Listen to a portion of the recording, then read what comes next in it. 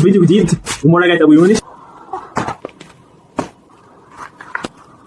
معانا النهارده فتة شاورما فراخ اكس لارج، وجبة شاورما لحمة جامبو تيجي يبقى سعرها 160 جنيه ويجي معاها بطاطس متبخرة وكمان نوعين صوص. نبدأ بالبطاطس نشوف، يعني حرفيا هم ترسينها توابل. يا جماعة عظيمة. تعالوا ندوقها بالصوصات نعرف ايه الصوصات دي.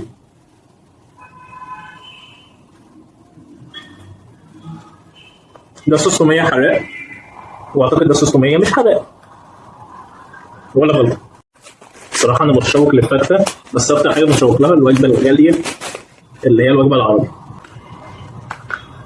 دي أكبر حاجة عندهم، فهم حرفيا ترسينها. ويلا بينا نجرب.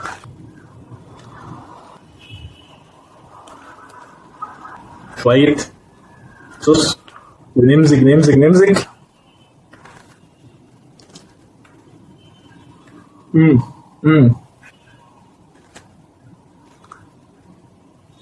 الاختراع ده عالمي. لو بتحب الشاورما اكيد هتحب الشاورما من ابو يونس.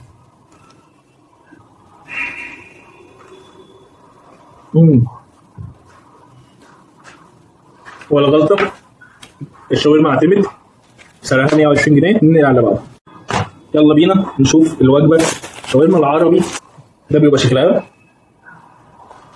توقعت اكبر من كده الصراحه.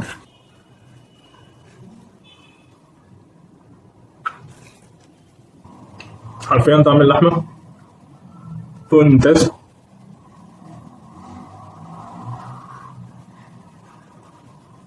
غرام طحينه، بس الطحينه مش الشاورما عموما يعني.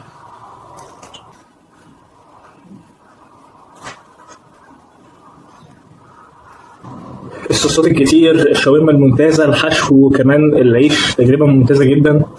ولا غلطه ولا تعليق. ابو يونس يعتمد 100%. لو عايزين نجرب العروض اللي عنده عروض ال 100 جنيه زي دي.